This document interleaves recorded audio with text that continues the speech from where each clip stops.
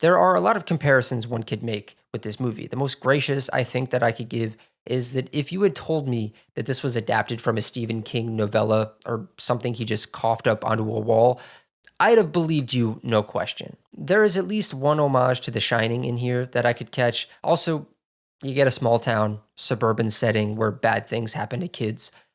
I mean, you can't not think of Stephen King. Another comp I could give would be Denis Villeneuve's Prisoners, specifically in the way this film is shot and edited. It has this very pristine quality about it, but this dark look to it that features this small town texture. And there's also an eeriness similar to Peter Weir's Picnic at Hanging Rock. And another comp I would give, which I guess is a subtle spoiler, but it's something that Zach Kreger has mentioned a ton in the press and lead up to this film, is Paul Thomas Anderson's Magnolia. I apologize if this comes across as a spoiler. I don't really think it is one.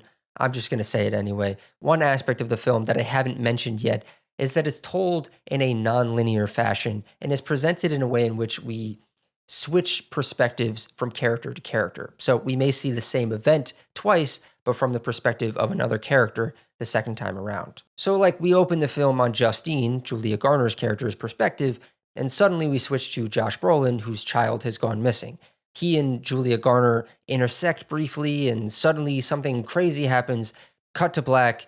Now it's Alden Ehrenreich's turn. Hopefully, I think you get the idea. And the meticulousness of this aspect is what I have to commend the most. It feels pretty calculated in such a fun way, and also never allows the audience to feel lost on the through line of the plot. So, because we essentially get an ensemble film where we are seeing the same events from multiple vantage points, it allows for multiple storylines to breathe their own life before intersecting with the plot proper. Kreger even said it himself that Magnolia is able to paint with so many different colors while maintaining a controlled palette. And I would have to say that I would throw the same praises at Weapons.